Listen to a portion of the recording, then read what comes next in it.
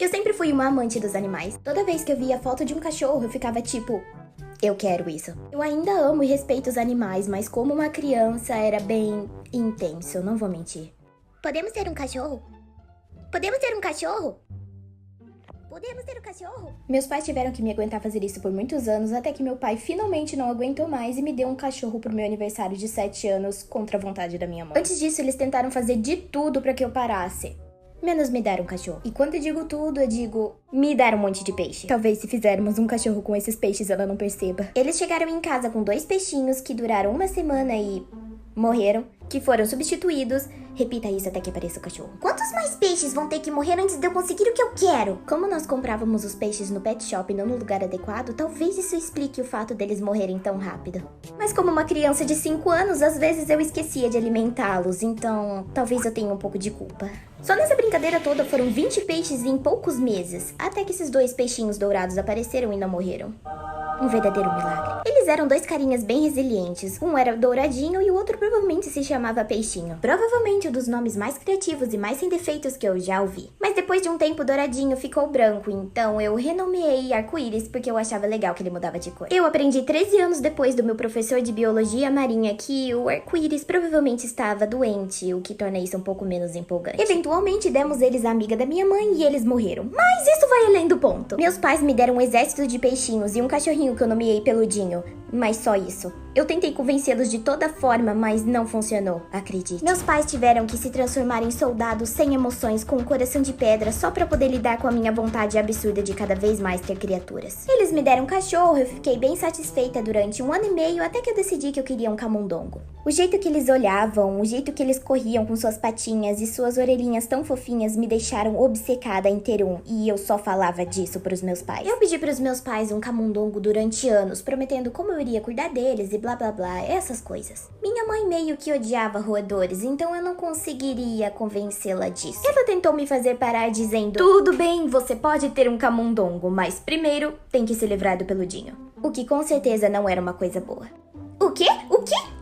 Não, de jeito nenhum, eu nunca me livraria do peludinho, ele é meu amigão. Mas eu não vou mentir, depois de escutar essa resposta várias vezes, eu meio que comecei a considerar. Mas eu não ia fazer isso, eu só tava desesperada, tá? Mas quando eu tinha 10 anos, eu escrevi na minha lista de presentes de Natal que eu queria um camundongo.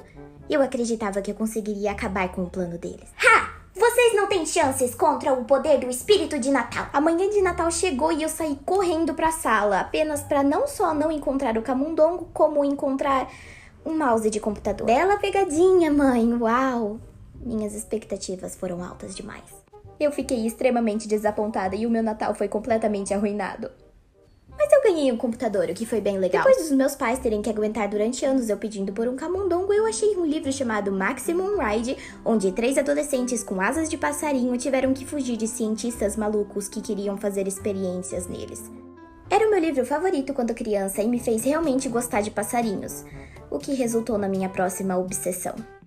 Eu juro que se eu ouvir mais alguma coisa sobre camundongos, Mãe, a gente pode ter esse papagaio super da hora amarelo? Sim, eu comecei a gostar de pássaros quando eu estava no 6º ano. Todo mundo dizendo um grande obrigado pro James Patterson por criar esse monstro obcecado por pássaros. Naquela época eu queria aqueles bichanos bem grandões, um papagaio amarelo da Amazônia pra ser mais específica. Eu ficava assistindo vídeos aleatórios deles durante horas e depois eu mandava pros meus pais, tipo, Olha que incrível! Você com certeza quer um depois de tê-lo escutado cantando seu McDonald's, não quer?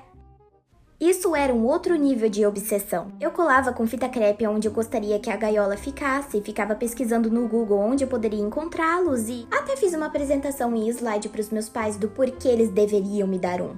Eu estava obcecada. E eles se sentiram pressionados. Minha mãe até ficou tipo, e aquele camundongo que você queria? Mas não, mãe, aquilo é passado. Agora eu quero um papagaio de 15 centímetros que vive por 80 anos. Eles começaram a me dizer, você pode ter um pássaro quando sair de casa. E dali pra frente, meu objetivo era sair da casa dos meus pais o mais rápido possível. Obviamente, eu nunca consegui ter o papagaio amarelo da Amazônia, mas eu nunca saí da minha fase de pássaros, e é por isso que eu tenho esse camaradinho aqui. Eu tinha consciência de que ter um papagaio era pedir demais, então, mesmo querendo pássaros, eu decidi dar uns passos pra trás na minha lista de animais, e com 14 anos, eu realmente gostava de esquilos voadores. Ele foi o meu animal favorito por um tempo, e depois eu descobri que a gente podia ter eles como animaizinhos de estimação. Mãe, a gente pode... Vamos botar esquilos voadores pra lista. Eu não acho que eu tenha realmente ficado incomodando os meus pais pra conseguir um esquilo voador como quando eu fiquei com os outros. Mas eu sabia que eles sabiam que eu queria um. Mas eu sabia que eles sabiam que eu sabia que se eu dissesse eles iriam dizer não.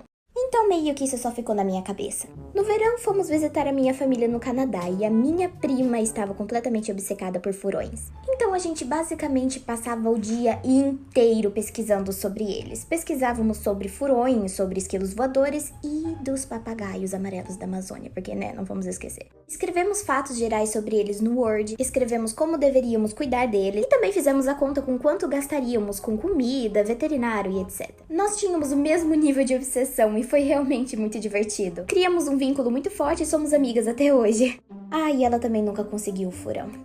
Ela também tinha um ratinho chamado Lola, o que fez com que eu quisesse muito um. E isso significava... Mãe! Lola era muito fofinha e eu adorava ficar brincando com ela. Mas isso vale pra todos os tipos de animais de todas as pessoas. Se eu for pra sua casa e você tiver algum animalzinho de estimação, eu vou ficar muito magoada se você não me deixar brincar com ele por pelo menos 3 horas. Então eu meio que tinha um ponto quando eu pedia pros meus pais me darem um rato. Minha mãe ficava tipo, não. Mas é aquela vez que você disse que eu podia ter quando eu disse que eu queria ter um papagaio amarelo da Amazônia. Isso tá no passado. Mas que saco. Depois de um tempo eu realmente comecei a gostar muito de guaxinins porque eu achava eles muito inteligentes e muito da hora. Então só de brincadeira eu decidi pesquisar pra ver se tinha como tê-los como animaizinhos de estimação. E, surpreendentemente, tinha.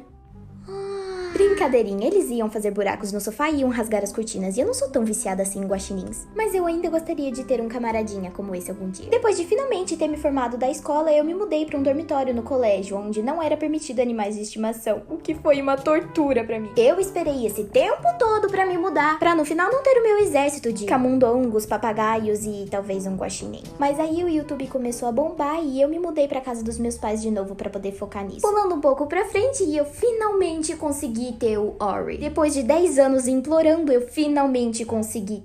E que carinha mais precioso ele é. Valeu a pena esperar?